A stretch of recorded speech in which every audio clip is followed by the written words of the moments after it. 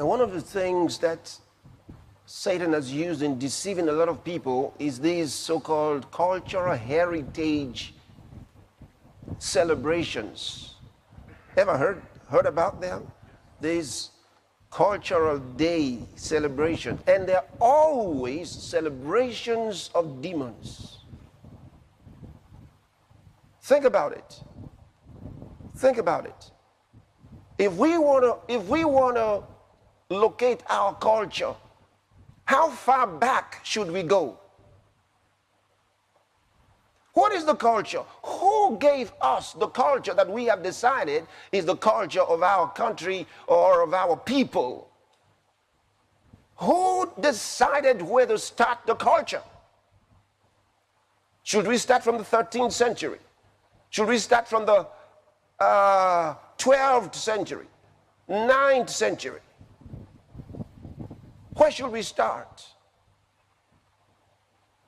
Maybe we'll go to the BCs. How far back can we go? Where do we decide where the culture begins?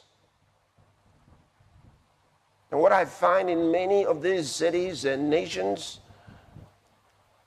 in places where they're celebrating what they call cultural heritage, that they always pick those things that were transferred to them by demons. Demonic dances, demonic coverings. Because they're often inspired by witch doctors. Remember what I just said? Witch doctors. And go find out in your Bible where,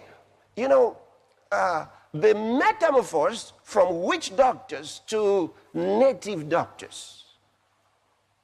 Hardly did you find any real native doctor that was not a witch doctor, because they were often consulting with demons, with spirits, to come up with these incantations and whatever things that would mix up in administer to cure people. They were even educated with that information that some sicknesses were spiritual. And they practiced exorcism. So this should tell you what this heritage, this so-called heritage really is. How many of those heritage, cultural heritage celebrations, did they talk about Jesus? Did they talk about Abraham, Isaac, Jacob? Where did they talk about them? Did they talk about Noah and what he preached?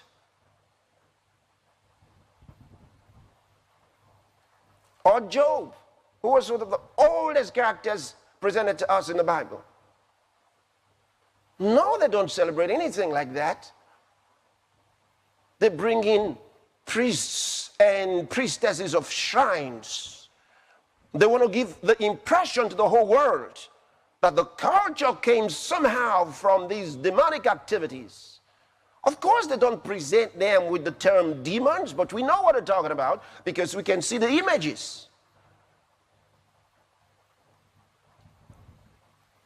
Christians are not supposed to be a part of that. We have a different culture. When you were born again, Jesus brought you into a new kingdom. You were born into God's kingdom. I'm going to talk about that in a moment. You're not a part of this thing. And the earlier you realize it, the better. We don't belong there.